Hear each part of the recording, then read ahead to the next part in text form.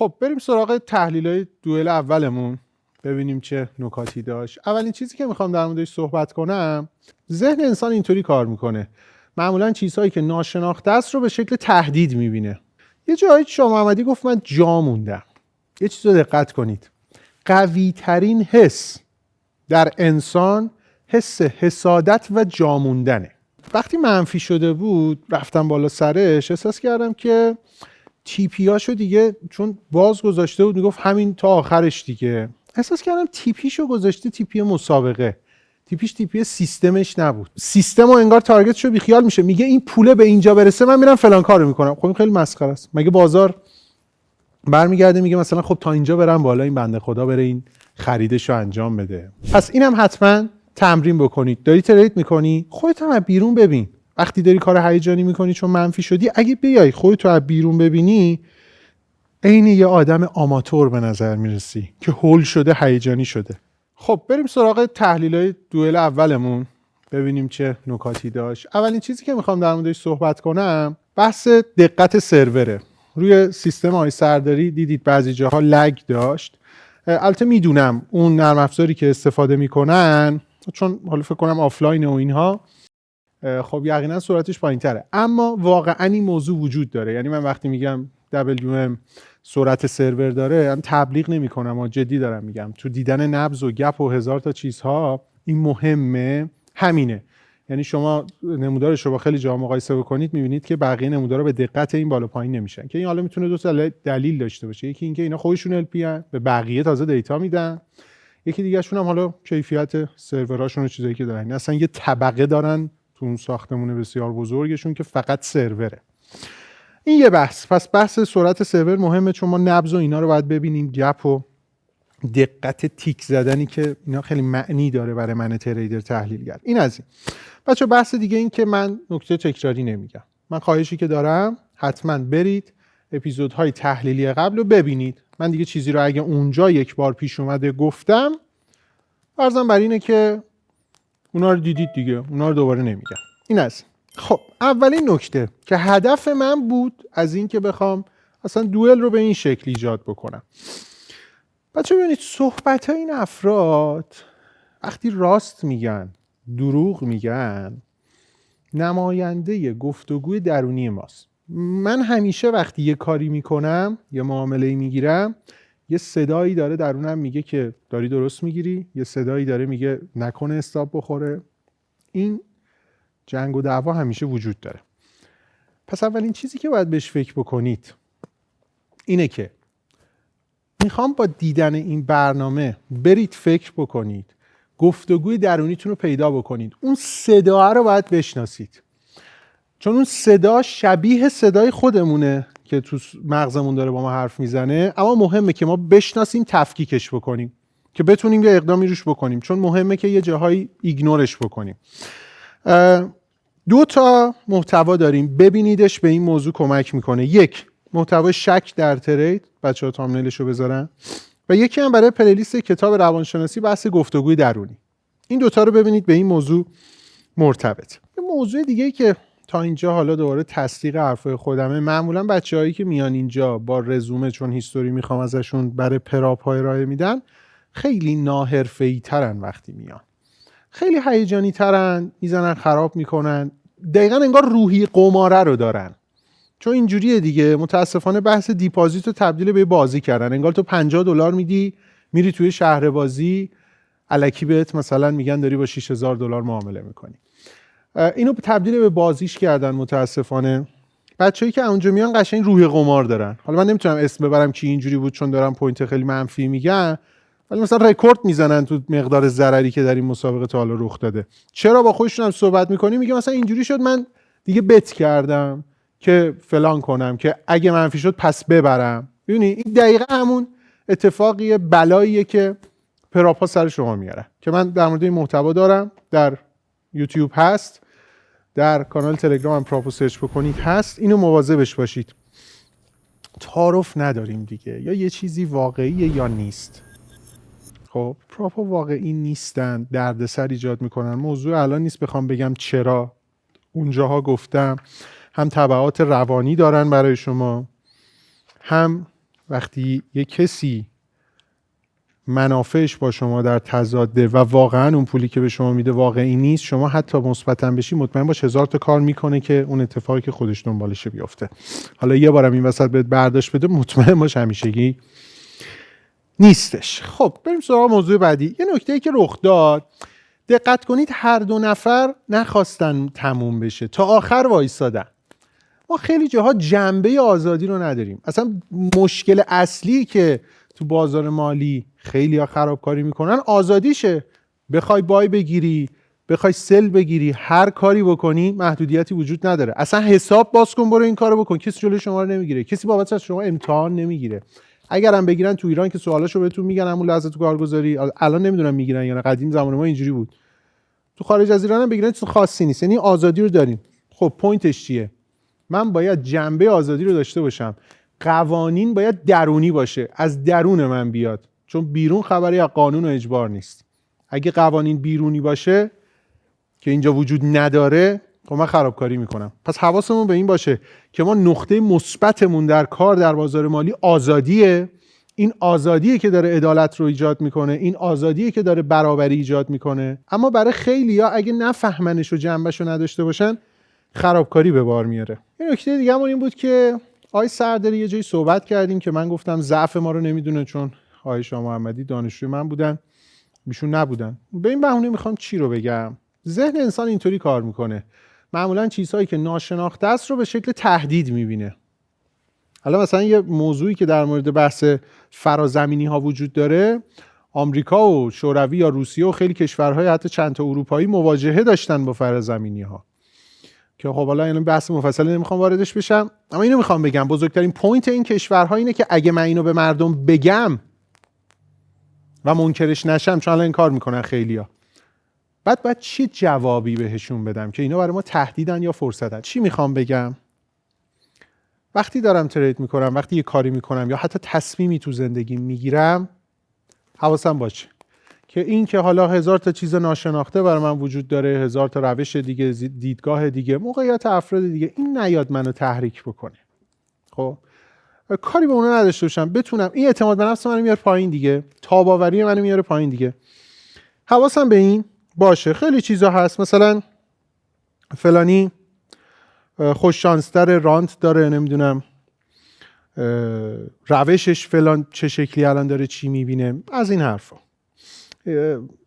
چون الان تبلیغات فضای مجازی هم تو کار ما این شکلیه دیگه. طرف میگه بیا بهت یه اندیکاتور معرفی کنم فلان کار، شما الان فکر کنید اون چه جادویی قراره بکنه. یه جایی شاه محمدی گفت من جا موندم. یه چیز رو دقت کنید، قوی ترین حس در انسان حس حسادت و جا موندنه. یعنی چی؟ بازار بورس ما میره بالا، ما میبینیم یه سری آدم اونجا سود کردن، کاری به درست و غلط و باد آورده بودن و نبودنش هم نداره. بیت کوین میره بالا، ما میبینیم یه سری ها سود کردن. این نباید حسه، چون این کارو میکنه من حس جا موندن میگیرم، حس عقب موندن. این باعث میشه من تحریک شم یه کاری بکنم.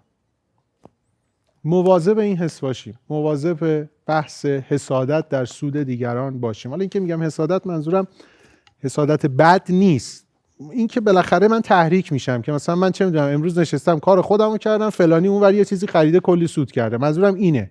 حالا حسادت بد خال زنکتور منظورم نیستش. و این معمولا باعث میشه که من برم یه چیزی رو بدون تفکر بگیرم، خیلی راحت تر بگیرم، بدون تحلیل بگیرم. این جدی این اتفاق میفته ها، بهش فکر بکنید. خیلی بامزه است. یهو میبینی طرف از بیت کوین جا مونده، اینقدر میخواد این جا موندن رو ذهنش جبران کنه، یهو فکر نکنید میره بیت کوین میخره، نه، یهو میره مشارکت ساختمون میکنه. یعنی الزاما نه تو همون بازار، تحریک میشه یک فعلی رو انجام بده، حالا تو هر بازاری میره اونجا یه کاری دیگه میکنه. بحث من اینه که نسنجیده معمولا این کار رو میکنه. آقای سرداری یه جایی داشت میگفت این بالا فلان شده، 85% اینجوری شده، باید بریزه، چرا نمیریزه؟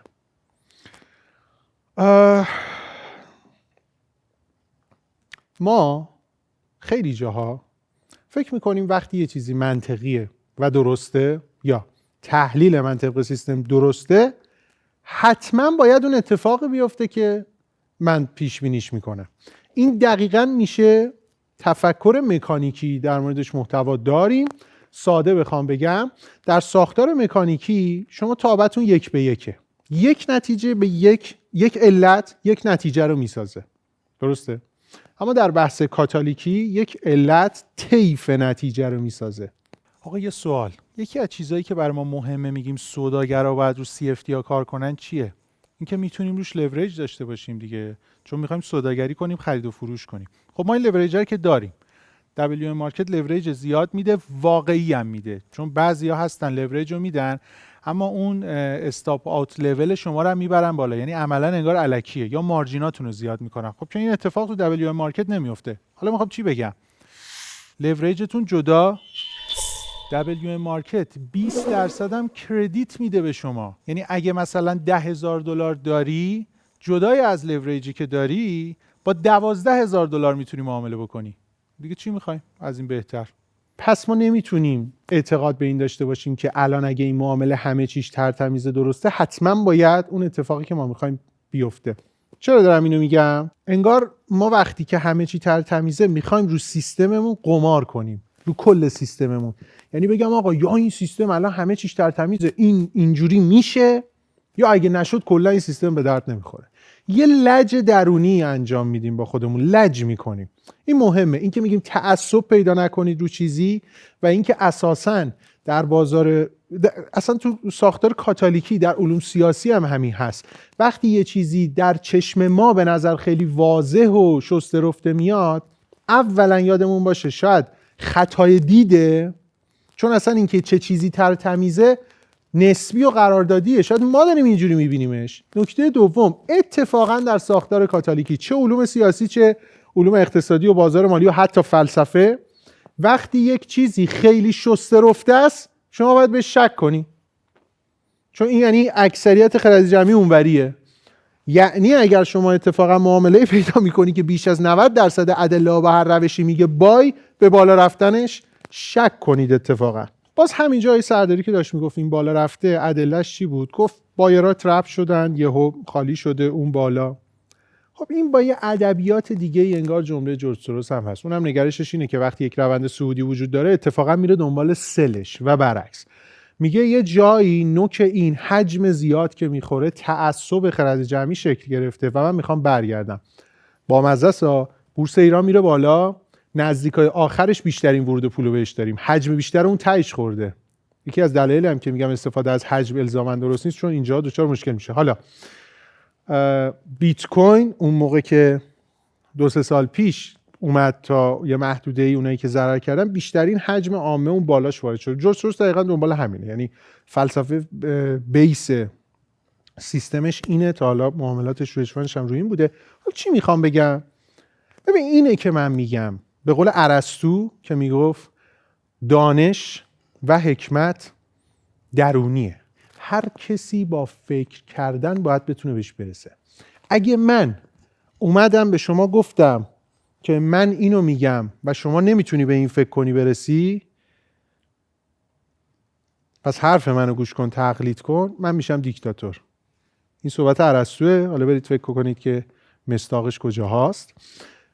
پس هر انسانی نهایتا کسی هم اگه نمیتونه، اگه من اون منطقو براش توضیح بدم باید بتونه بپذیره. درسته؟ پس ببینید حرف درست یکیه، دیدگاه و ظاهرش شاید فرق بکنه، اما نهایتا فلسفه‌ای که چه جورج سوروس میبینه چه آقای سرداری در اونجا دید یکی بود، اما شاید ابزارشون فرق کنه، شاید تریگرشون فرق کنه. اینه که میگم شهود یکیه، چیز درست یکیه، تو این سلیقه نداریم. درسته؟ یه جای دیگه شاه محمدی گفتش که اینو می‌خواستم بگیرم، در رفت دنبال این بود بعد بگیره، یعنی تریگرش رو رد کرده بود. یه نکته در این مورد بگم، چون خیلی‌ها به این فکر می‌کنید که آقا من این معامله‌ای گرفتم، مثلا نقطه ورودش رو رد کرده، حالا دوباره برگشته به همون نقطه، من دوباره میتونم الان حالا بگیرمش حالا که جا موندم.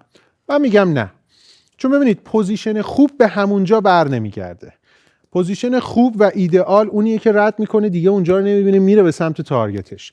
اگه من عملا این قانون رو در سیستمم بذارم که اگر جا موندم برگرده بگیرم، یا سیستمم طوری باشه که خیلی با دیلی توی اصلاحات دنبال ادامه حرکت باشه، اتفاقی که میفته اینی که عملا پوزیشنه به درد نخور رو میگیرن.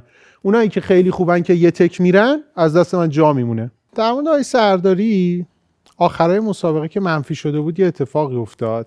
من احساس میکنم چون دیدید گفت که نمیدونم این باز باشه، خب بریم ببینیم تا زمانی که زمان مسابقه است چی میشه. یه سل گرفته بود اگه اشتباه نکنم. چی میخوام بگم؟ من احساس کردم تیپی سیستمش رو بیخیال شده. یعنی اون موقعیتی که گرفته با توجه به روشش و سیستمش و استراتژیش یه جای تیپیشه، انگار اونو بیخیال شده، تیپیشو گذاشته مسابقه. خب ما خیلی جاها تو زندگی این کارو میکنیم. طرف میخواد ماشین بخره، خونه بخره، بعد مثلا یه پورتفوی تو ارز دیجیتال داره یا بورس ایران داره یا اصلا داره ترید میکنه، سوداگری میکنه، سیستم و انگار تارگتشو بیخیال میشه، میگه این پوله به اینجا برسه من میرم فلان کارو میکنم. خب این خیلی مسخره است. مگه بازار برمیگرده میگه مثلا خب تا اینجا برم بالا، این بنده خدا بره این خریدشو انجام بده؟ اینجوری نیستش که. پس مواظب باشیم، تیپی سیستم رو رعایت بکنیم، تارگت گذاری رو اون پوله برای خودمون نکنیم. این خیلی چیز مهمیه ها. خیلی ها این اشتباه رو میکنن ها. یعنی با همه حرف بزنی یه تجربه دارن. آقا من فلانجا تو سود بودم، گفتم به اینجا برسه رفتم فلان ملکو بخرم، بعد دیگه به اونجا نرسیده، کلا فلان ملک کنسل شده، هیچ کلا ملک خودش هم فروخته. پس اینو حواستون باشه. یه موضوع دیگه ای که وجود داره، نمودار پرینت شدهشون دقیقاً عین همه. یعنی چیزی که رسم کردن دقیقاً عین همه. خب حالا پوینتش چیه؟ آقا یه چیزی رو فضای مجازی جا انداخته سلیقه، هر کی مارکت رو یه جور میبینه. اینجوری نیست. سلیقه در بحث سیستم هست، در بحث روش هست، در این که من سیستمی رو داشته باشم که وین ریتش با روحیه من بخونه هست. اما دیگه وقتی من با یه سیستم دارم کار میکنم، من و بغل دستیم نباید تفاوتی داشته باشیم، چون این میشه هرج و مرج، این میشه عملا بی‌نظمی. این انگار یک بیس درستابی وجود نداره، در لحظه هر کی یه جور توهم میزنه میگیره. اینو متاسفانه تو فضای مجازی این کلاهبردارا جا انداختن، چون ازش استفاده میکنن. فردا شما میری بهش میگی چرا منفی شدی؟ میگه خب تو اینجا اینجوری دیدی، اگه این کارو میکردی درست بود. اینقدرم گنگ صحبت ها که شما میبینی همینجوری درست بوده، همینجوری به این نتیجه میرسی سلیقت اون موقع مشکل داشته. اینجوری نیست. مثلا اگه من برای دوره خودم گفتم که آقا یه ماه بعد شما منفی شدید، بیاید پولتون رو پس بگیرید، اینو از کجا دارم میگم؟ چون واضحه، مشخصه. اینجوری نیستش که شما برگردید مثلا ما بگیم این موقعیت رو گرفتی، شما بگی که چرا اینو گرفتی، بعد من میگم سلیقه‌ایه دیگه. یا اگه منفی شدیم برگردین مثلا من بگم خب چرا فلان جا رو گرفتیم، بعد شما بگی آخه چرا بعد میگرفتم، بگم سلیقه‌ای من دیدم شما ندیدین. پس این دروغه. اصلا بر اساس همینه که من این تضمین رو دورم گذاشتم که یه ماه منفی شد بیاین پولتون رو بگیرید. پس اینو بدونید. مثال بارزی بود که سلیقه با اون چیزی که فضای مجازی و این کلاهبردارا دارن به شما میگن یکی نیستش. آقای شاه محمدی توی مصاحبه آخرش گفت من خودم رو نمیدیدم. چی میخوام بگم؟ نگاه ناظر باید داشته باشیم. ما باید بتوانیم خودمون رو از بیرون ببینیم، اصلا نه تو ترید، تو زندگی عادی. خیلی موقع رفتارهای خوبی داریم یا بد، چون از بیرون نمیبینیم متوجهش نمیشیم. پس چجوری میخوایم اون رفتار خوب رو تقویت کنیم، رفتار بد رو بذاریم کنار؟ ما باید بتونیم خودمون رو از بیرون ببینیم. حالا مشکل چیه؟ شما وقتی نتونی این کارو بکنی و نگاه ناظر داشته باشی، متر و معیار نداری که کجا درستی کجا غلطی. پس اینم حتما تمرین بکنید. داری ترید میکنی، خودت هم از بیرون ببین. وقتی داری کار هیجانی میکنی چون منفی شدی، اگه بیای خودت رو از بیرون ببینی، عین یه آدم آماتور به نظر میرسی که هول شده، هیجانی شده. یا داری کار خوبی انجام میدی، بیا بیرون از دور خودت رو ببین، به خودت افتخار میکنی. پس این نگاه ناظر رو تمرین کنید که بتونید خودتون رو به صورت شخص سوم از بیرون ببینید. همین. من نکات تکراری نمیگم، به اینا فکر بکنید. ممنون که ویدیو رو لایک میکنید. تجربه نشون داده این ویدیوهای تحلیلی چون تخصصی تره، همه زیاد اقبالی بهش ندارن. ایرادی نداره، من کاری که به نظر خودم درسته رو انجام میدم، چون این برنامه کلا یک یادگاری از من میمونه. هیچ کسی نمیاد توی همچین اشلی برنامه‌ای بسازه. ما همیشه شرکت کنندمون که میان اینجا تازه میگن ما فیلمشو میدیدیم فکر نمی‌کردیم اینقدر بزرگ باشه، اینقدر پیچیده باشه. بریم یه خداحافظی بکنیم و بریم تا قسمت بعد. خب اولین قسمت دوئلمون تموم شد. امیدوارم که لذت برده باشید. امیدوارم که براتون مفید بوده باشه. نکات تحلیلیشو دیدید، نکات مهمی داره. به نظرم اتفاقات مهمی میفته. خواهشی که دارم ازتون، اگه برنامه مفید بود حتما اشتراک گذاریش کنید، لایک کنید و حتما تو کامنت ها به ما نظراتتون رو بگید که ما بتونیم قسمت‌های بعد رو هم بهتر با توجه به سلیقه شما ایجاد بکنیم. ممنون که وقت گذاشتین. امیدوارم که خوش گذشته باشه و همچنین امیدوارم شما موفق بوده باشید. روزتون یا شبتون بخیر و خداحافظ.